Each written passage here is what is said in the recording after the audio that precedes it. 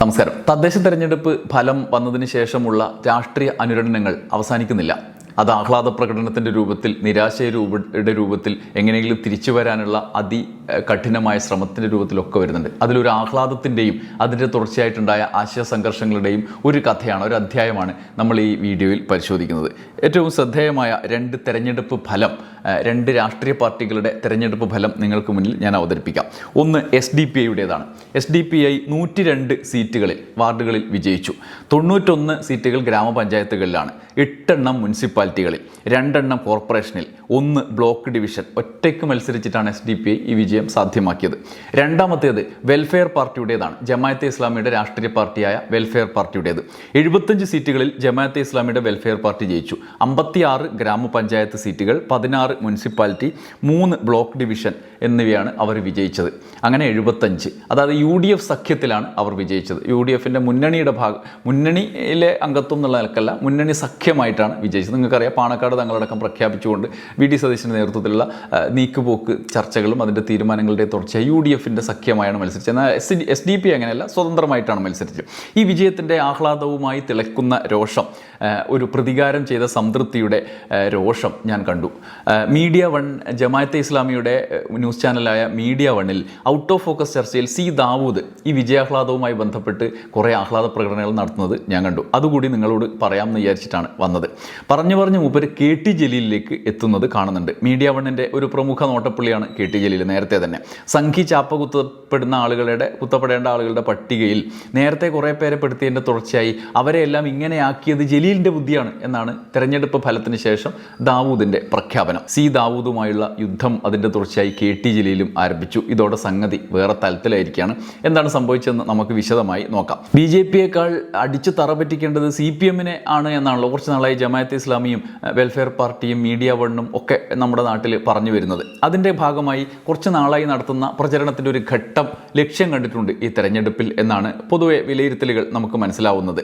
ആ ആവേശം തെരഞ്ഞെടുപ്പ് ഫലത്തിന് ശേഷമുള്ള ചർച്ചയിൽ കാണാം. കടുത്ത സംഘപരിവാർ വിരുദ്ധരായ വ്യക്തിത്വങ്ങളെ നിർവീര്യരാക്കുന്ന ഒരു പദ്ധതി ആണിപ്പോൾ ജമാഅത്തെ ഇസ്ലാമി നടപ്പാക്കിക്കൊണ്ടിരിക്കുന്നത്. ആ മുദ്രാവാക്യം ഫലവത്തായത് അടിയേറ്റ് മുസ്ലിം ഭീതി രാഷ്ട്രീയം എന്ന തലക്കെട്ടിൽ അവർ ചർച്ചയും ചെയ്തിരിക്കുന്നു.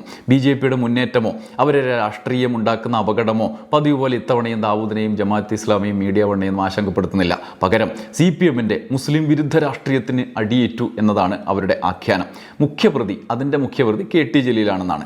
ജമാഅത്തെ ഇസ്ലാമി എതിർത്തതിൻ്റെ ഫലമാണ് CPMനുള്ള തിരിച്ചടി. വെൽഫെയർ പാർട്ടിയെ മതതീവ്ര രാഷ്ട്രീയം, അതായത് മതരാഷ്ട്രവാദികളാണ് വെൽഫെയർ പാർട്ടി എന്നൊക്കെ CPM പറഞ്ഞതിൻ്റെ തിരിച്ചടിയാണ് ഈ കംപ്ലീറ്റ്. അതോടുകൂടി വെൽഫെയർ പാർട്ടിയുടെ ഈ പേരുദോഷം ഉണ്ടാക്കിയ CPMനെതിരെ കേരളത്തിലെ സകല മുസ്ലിങ്ങളും വോട്ട് ചെയ്തു എന്നുകൂടി തട്ടിവിടുന്നുണ്ട്. കണക്കൊന്നും നമുക്ക് ബാധകമല്ലാന്ന് നമുക്കിത് കേൾക്കുമ്പോൾ മനസ്സിലാവും. കേരളത്തിലെ ആകെയുള്ള മുസ്ലിങ്ങൾ എത്രയാണ്, വെൽഫെയർ പാർട്ടി എത്രയാണ്? ഈ തെരഞ്ഞെടുപ്പിൽ കേരളത്തിലെ മുഴുവൻ മുസ്ലിങ്ങളും വെൽഫെയർ പാർട്ടിയോടും ജമാഅത്തെ ഇസ്ലാമിയോടും ദാവൂദിനോടുമുള്ള സഹതാപത്തിൽ CPMനെതിരെ അണിനിരുന്നോ എന്നൊക്കെയുള്ള കണക്കുകളൊന്നും നമുക്ക് ബാധകമല്ല. പക്ഷേ അതാണ് തിയറി. അദ്ദേഹം പറഞ്ഞത് ഇങ്ങനെയാണ്: ജമാഅത്തെ ഇസ്ലാമിയെ പറഞ്ഞു കഴിഞ്ഞാൽ KT ജലീൽ പറഞ്ഞു കൊടുത്തൊരു ബുദ്ധിയാണ് CPMന്. KT ജലീൽ കേരളത്തിലെ മുസ്ലിം രാഷ്ട്രീയത്തിലെ ആധികാരിക ശബ്ദമാണ് എന്നാണ് ഗോവിന്ദ മാഷ് ഇപ്പോഴും വിചാരിക്കുന്നത്. കേരളം എക്കാലത്തും കണ്ടതിൽ വെച്ച് മോസ്റ്റ് ഫൂളിഷ് പൊളിറ്റീഷ്യനാണ് KT ജലീൽ. ഇങ്ങനെ പറഞ്ഞു കൊടുത്ത ആശയമാണിത്. ജമാഅത്തെ ഇസ്ലാമിയെ ചീത്ത പറഞ്ഞാൽ മറ്റ് മുസ്ലിം സംഘടനകളുടെ വോട്ട് കിട്ടും, അതാണ് വർക്കൗട്ടായത്. ജമാഅത്തെ ഇസ്ലാമിയെ ചീത്ത പറഞ്ഞാൽ മറ്റ് മുസ്ലിം സംഘടനകളുടെ വോട്ട് കിട്ടും എന്നത് ശരിയല്ല. 2014 ശേഷം മുസ്ലിങ്ങൾക്കിടയിലെ ഇൻറ്റേർണൽ ഡയമെൻഷൻ മാറി. അത് രാഷ്ട്രീയ പാർട്ടികളും ന്യൂസ് റൂമുകളും മനസ്സിലാക്കിയിട്ടില്ല. കേരളത്തിലെ ഏറ്റവും വലിയ മുസ്ലിം സംഘടനാരഹിത മുസ്ലിങ്ങളാണ്. മുസ്ലിങ്ങളെ ചീത്ത പറഞ്ഞതുകൊണ്ട് ഹിന്ദുക്കളുടെയും മുസ്ലിങ്ങളുടെയും പിന്തുണ കിട്ടില്ല. അവരിൽ ഏതെങ്കിലും ഒരു നെറ്റ്വർക്കിനെ ചൂണ്ടി ഉമ്മാർ അപകടകാരികളാണ്, നിങ്ങളെ പിടിച്ച് പുഴുങ്ങും എന്ന് പിണറായി വിജയൻ പറഞ്ഞാൽ ആരും വിശ്വസിക്കില്ല. മലപ്പുറം ജില്ലാ പഞ്ചായത്തിൽ ഒക്കെ സീറ്റ് കിട്ടാത്തതടക്കം ചൂണ്ടിക്കാണിച്ചുകൊണ്ടാണ് ദാവൂദ് പറയുന്നത്. അതായത് വെൽഫെയർ പാർട്ടി മതരാഷ്ട്രവാദികളാണെന്ന് പറഞ്ഞ് എതിർത്താൽ കേരളത്തിലെ മൊത്തം മുസ്ലിങ്ങൾ രോഷാകുലരാകും എന്നാണ് അദ്ദേഹത്തിൻ്റെ തിയറി. അത് ഒരു ഗ്രൂപ്പിനെ ചീത്ത പറഞ്ഞാൽ എല്ലാവരും ഒന്നിക്കും എന്നാണ് ദാവൂദ് പറയുന്നതിൻ്റെ പച്ച മലയാളം. അത് യാഥാർത്ഥ്യമല്ല എന്ന് ഈ തെരഞ്ഞെടുപ്പിൻ്റെ വിശദാംശങ്ങൾ നോക്കിയാൽ നമുക്ക് മനസ്സിലാവും. മാത്രമല്ല, കേരളത്തിലെ മുസ്ലിങ്ങൾ മുഴുവൻ അങ്ങനത്തെ ആളുകളാണ് എന്ന് ദാവൂദ് പറഞ്ഞ് വിശ്വസിക്കാൻ ലേശം നമ്മൾ പ്രയാസപ്പെടും. അങ്ങനെ അല്ല. കേരളത്തിൽ എന്നല്ല, ഇന്ത്യയിൽ തന്നെ ഈ തീവ്രവാദത്തിനെതിരായിട്ടും ഏതു തരത്തിലുള്ള തീവ്രവാദത്തിനെതിരായിട്ടും സമാധാന ജീവിതത്തിന് വേണ്ടിയും പോരാടുന്ന ആളുകളാണ് മുസ്ലിം ജനത. അല്ലാതെ welfare party, Jamaat-e Islami, SDP ഒക്കെ അങ്ങനെയാണ് എന്ന് ആരെങ്കിലും പറഞ്ഞ ഉടനെ അതിൻ്റെ പിന്നിൽ അണിനിരക്കുന്ന ആളുകളല്ല. ആ ദാവൂദിൻ്റെ തിയറി തെറ്റാണ്. നമ്മളെ വിഷയം അതല്ല. യഥാർത്ഥത്തിൽ വെൽഫെയർ പാർട്ടിയുടെ മതരാഷ്ട്രവാദം തുറന്നു കാട്ടിയതുകൊണ്ട് കേരളത്തിലെ മുസ്ലിങ്ങളെല്ലാം CPM-നോ മറ്റേതെങ്കിലും ജനാധിപത്യ പാർട്ടിയെയോ, ഇനി ഭാവിയിൽ വെൽഫെയർ പാർട്ടി കോൺഗ്രസിനെതിരായാൽ ഉടനെ കോൺഗ്രസിനെ മുഴുവൻ മുസ്ലിം വിരുദ്ധരാണ് എന്ന് പറയോ? വെൽഫെയർ പാർട്ടിയെ കോൺഗ്രസ് ചീത്ത പറഞ്ഞ ഉടനെ പറയോ? ഇല്ല, പറയില്ല. ദാവൂദ് പറഞ്ഞു വരുന്നത് പക്ഷേ അങ്ങനെയാണ് എന്നാണ് പറഞ്ഞു വരുന്നത്. എന്നാൽ നമ്മൾ വിഷയം എന്ന് വെച്ചാൽ ദാവൂദ് KT ജലീലിനെ പറഞ്ഞാണല്ലോ. KT ജലീലാണ് ഇതിൻ്റെയൊക്കെ ഉത്തരവാദിത്തം എന്നാണ് അദ്ദേഹം പറയുന്നത്. ഇതിൻ്റെ തുടർച്ചയായി KT ജലീൽ മറുപടിയുമായി വന്നിട്ടുണ്ട്. അതിങ്ങനെയാണ് ജലീൽ പറയുന്നത്: ഗോഡ്സെയുടെ തോക്കും ദാവൂദിൻ്റെ നാക്കും എന്നാണ്. നാഥുറാം ഗോഡ്സെ എന്ന ഹിന്ദു വർഗീയവാദിയുടെ വെടിയേറ്റാണ് മതനിരപേക്ഷതയുടെ മിശിഹയും സനാതന ഹിന്ദുവുമായ മഹാത്മജി പിടഞ്ഞു വീണു മരിച്ചത്. ഗോഡ്സെയുടെ തോക്കിനോളം മാരകമായ വിഷം പുരട്ടിയ ഉണ്ടകൾ നിറച്ച ദാവൂദ് എന്ന ജമാഅത്തെ ഇസ്ലാമിയുടെ സംസ്ഥാന നേതാവിൻ്റെ നാക്കിലൂടെ വമിക്കുന്ന ഉണ്ടകൾ തുളഞ്ഞു കയറി പിടഞ്ഞു വീണു മരിക്കുന്നത് മുസ്ലിം മനസ്സുകളിലെ മതനിരപേക്ഷ ബോധമാണ്. കേരളം കണ്ട എക്കാലത്തെയും നികൃഷ്ടനായ മുസ്ലിം വർഗീയവാദി ആരെന്ന് ചോദിച്ചാൽ ഒരു ഉത്തരമേ ഉള്ളൂ: media 1 managing editor C. Dawood. Out of focus എന്ന ഓമന പേരിട്ട് നടത്തുന്ന ഓരോ എപ്പിസോഡും ഓരോ വർഗീയ ആറ്റം ബോംബാണ്. അത് പൊട്ടിച്ചിതറുമ്പോൾ വീണുടയുന്നത് മുസ്ലിം മനസ്സുകളിലെ മതേതരത്വ രൂപങ്ങളാണ്. RSS ഒരു നൂറ്റാണ്ട് കൊണ്ടാണ് ഹൈന്ദവ മനസ്സിൽ ഹിന്ദു രാഷ്ട്ര നിർമ്മിതി നടത്തിയതെങ്കിൽ ജമാഅത്തെ ഇസ്ലാമി വെറും 10 വർഷം കൊണ്ടാണ് അവരുടെ ഉടമസ്ഥതയിലുള്ള ചാനലിലൂടെയും പത്രത്തിലൂടെയും ആ മുസ്ലിം ചിന്തകളിൽ മൗദൂദിയൻ രാഷ്ട്രം സ്ഥാപിച്ചത്. ആ ലക്ഷ്യം നേടാൻ ജമാഅത്തെ ഇസ്ലാമി കളത്തിലിറക്കിയത് മുസ്ലിം ഗോഡ്സെ എന്ന് വിളിക്കപ്പെടാൻ എല്ലാ അർത്ഥത്തിലും യോഗ്യനായ C. ദാവൂദിനെയാണ്. മനുഷ്യരുടെ മലത്തിലും കഫത്തിലും മൂത്രത്തിലും വരെ മതം ചികയുന്ന ദാവൂദാദി അടിവാരങ്ങളെ തിരിച്ചറിയാതെ അവരുടെ വാക്യങ്ങൾ വേദവചനങ്ങളായി മുസ്ലിം കുടുംബ ഗ്രൂപ്പുകളിൽ തള്ളുന്ന മുസ്ലിം പ്രവർത്തകർ ചെയ്യുന്ന മഹാപാപം പൊറുക്കാവുന്നതിനും അപ്പുറമാണ്. മതവും സാമുദായിക വികാരവും ഭ്രാന്തായി തലക്ക് പിടിച്ചാൽ മതമിളകിയ ആനകളെപ്പോലെയാകും മനുഷ്യർ.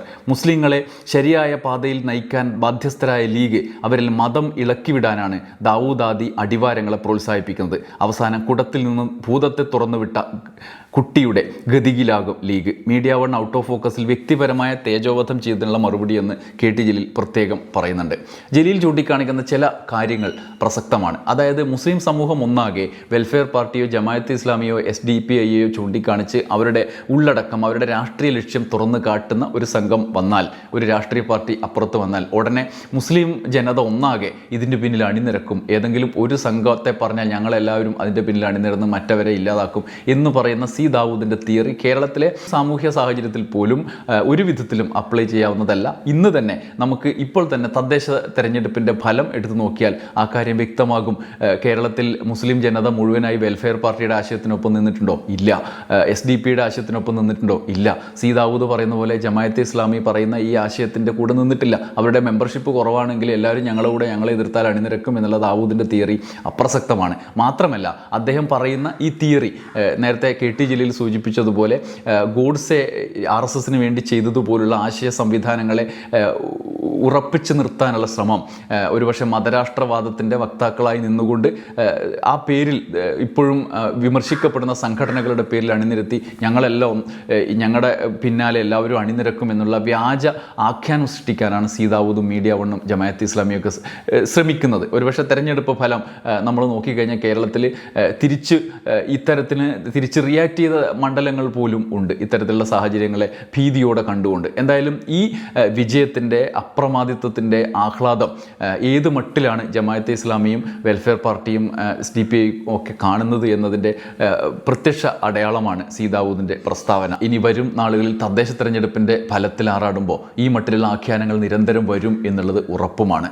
അതിൻ്റെ യാഥാർത്ഥ്യം കണക്ക് നോക്കുമ്പോൾ നമുക്ക് മനസ്സിലാവുകയും ചെയ്യും. അത് യഥാർത്ഥമല്ല, അശാസ്ത്രീയമാണ് എന്ന്. കാത്തിരുന്ന് കാണാം. നന്ദി, നമസ്കാരം.